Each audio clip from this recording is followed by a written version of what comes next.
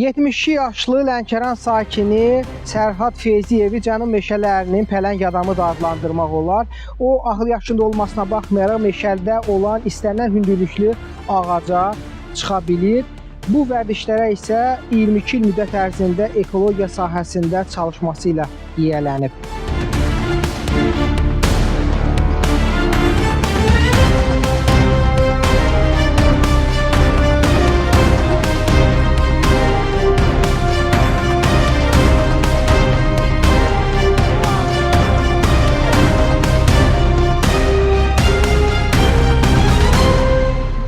Feyziyev Sərhad Mirioğlu, Lənkəran rayonunun Daşdəti kənd sakini.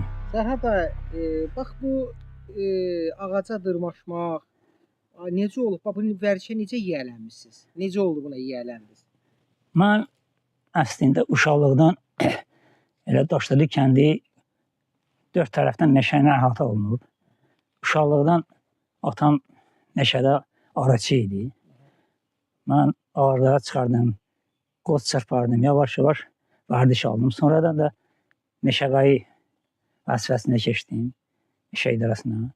Onda bizə meşədə qoz ağacları vardı, bizə plan verərdilər ki, yəni hər meşəqayı 5 ton, 6 ton, 10 ton qoz gətirib təhvil verməlidir, qurudub təhvil verməlidir. Mən də daha gərək 2-3 nəfər fəala tapam ki, hər adam da ağaca çıxa bilmir, xətadır, düşər bir hadisə baş verər. Özüm çıxardım, çırpardım, yığardım, daşıyardım, qurudardım, aparıb təhvil verərdim. O vaxtdan da məndə vərdiş halı oldu. Mən adətən, indi 72 yaşdayam, mən adətən ağacı çıxmağı çox xoşlayıram. Həddindən artıq çox xoşlayıram. Prosto xırda diametrli ağaclara biraz çıxmaq çətindir. Niyə? Ona görə ki, ovucu tutursan boş qalır.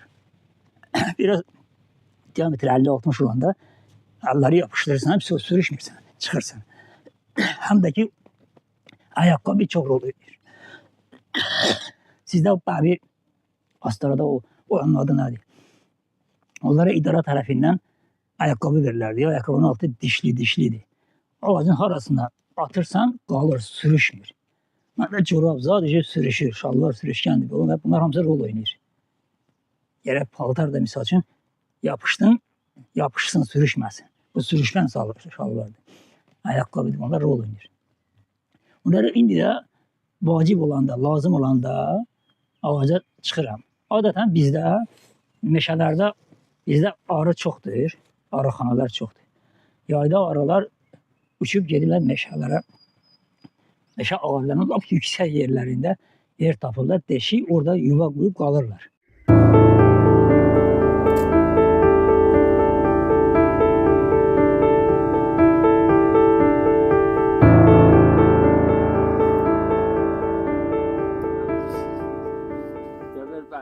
Bizdə bir kişi vardı, Allah rəhmət eləsin, o da meşəbəyi idi. Bizim kəndimizdə bir dənə ağaca çıxan o idi. Arıdakı elə ağacda yuva qurardı ki, ora hər adam çıxa bilmirdi. O meşədə gedib arını tapardı, gəlirdi mənə deyir, Sərhad, xahiş edirəm, gedib arını çıxardıq. Biz elə ağac olardı ki, dəmir kimi saf, buna heç cür çıxma mümkündür. Nə edirdik? Nərdivan düzəldərdik. Ağaca dayıyardı, nərdivana çıxardı, sonra kəndirlə özümüzü ağaca bağlardı. 6 saat, 7 saat ağacda qalardı ki, yəni deşik genişləndirməli, arını ola çıxartma, 5-6 saat çəkərdi. Ancaq məni heç kim yox idi, derdi, ancaq sən məndən gəl. Ümumiyyətlə, mən də ağaca çıxma vərdiş alıb, həm də ki, indi də bu yaşda da xoşlayıram. Siz mənə təklif elədiniz, mən məmnuniyyətlə dedim, yox ki, mən çıxmaq. Prosto bu xırda diametrliyini biraz əvvəlcəcək. Amma elə məqamlarda var ki, biz bunu belə deyək də istəmədik. Siz hətta ağacdan digər ağaca keçirsiniz. Bəli, mən deyirəm də, mən elə olardı, təmbəllik eləyərdim, bu ağacı çırpını qutardı. Bir də yerə düşün, təzədən o birine çıxım, elə oradan keçərdim o bir dənə ağacı. Onu da çırpardım, gördüm o bir dənə yaxındır, əl çatmır. Bu ağacdan belə metrə yarım şey düzəldirdim, havla kimi.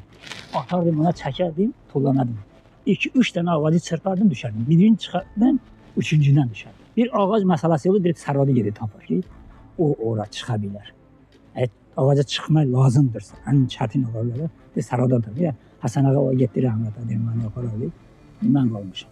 Olub mu ağaca çıxıb, yıxılmışsınız, zədələmişsiniz? Düşmüşəm. Neçə metrədən yıxılmışsınız? 10 metrədən. düşmüşəm, qolum sınıb.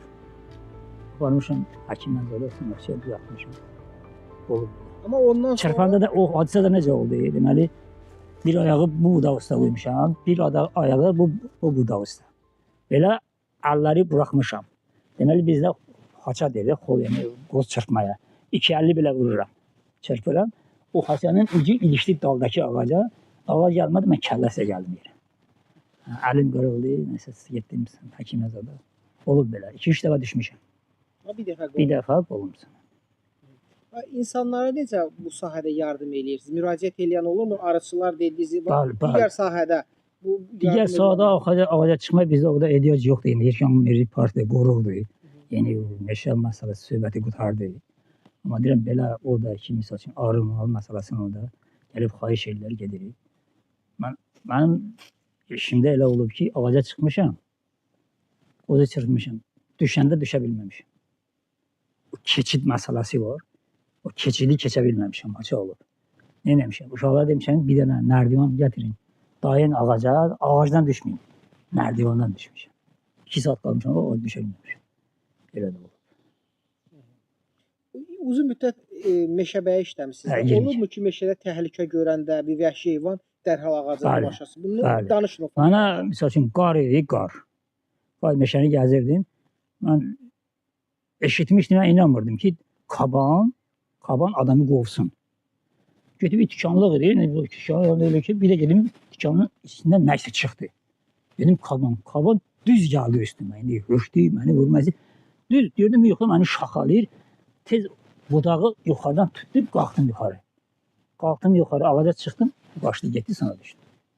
Olur belə. Yəni bu bacarığınız olmasaydı, hökmən xəsarət ala bilərdim. Evdə necədir? Bax bu yaşınızda deyirsiniz, yenə dırmaşırsınız. Həyat yoldaşınız, övladlarınız deyirmi ki, çıxma filan falan. Mənim öz oğlum idi. Dedi ki, o ağaca çıxandır. Yoldaşım da dedi ki, bu adam əvvəldən ağaca çıxan olur. Belə bir çətinliyi məni çağırır, sən gedək falan şey əldə. Yox, ağaca çıxma ehtiyac var, nədir, qoz çırpmağa, ya nəysə arı var orada, onu çıxartma. Heç kim bacarmaz, sən edə bilərsən. Çox çətin ağarlarda, misal üçün, çıxma mümkün vəziyyətdə demişim. Çıxma mismar tikmişəm, yəni ayaq barmağı heç olmasa balaca orada tutsun, çıxmışam yuxarı. Orada nərdivan üzünü bağlamışam, işimi ortalamışam, sonra düşmüşəm. Düşmək biraz rahatdır, çıxmaq çətindir. Bu atası arı saxlayırdı, mən də gedərdim onlara. Biz həm də qoğmuyuz bir-birimizdə. Dayı qızı, İboğlu. Bir-birinin evinə gedərdi, o gedərdi qoz yığmaya, mən də gedərdim ona. Uşaqlarına gedərdim. Düzdür, çətin ağaclara çıxanda qorxardım biraz. Qorxardım, ancaq yenə də cəhd eləyərdi, çıxardı, çırpardı, biz yığardı qozları. Belə hallar çox olur. Bu ağacdan o ağaca atlananda, məsələn, çıxanda mən qorxu hiss eləyərdim, də qorxurdum. Ancaq yenə də görürdüm, yox, yaxşıdır. Çıxa bilir, çırpa bilir, bu ağacdan o ağaca atlana bilir.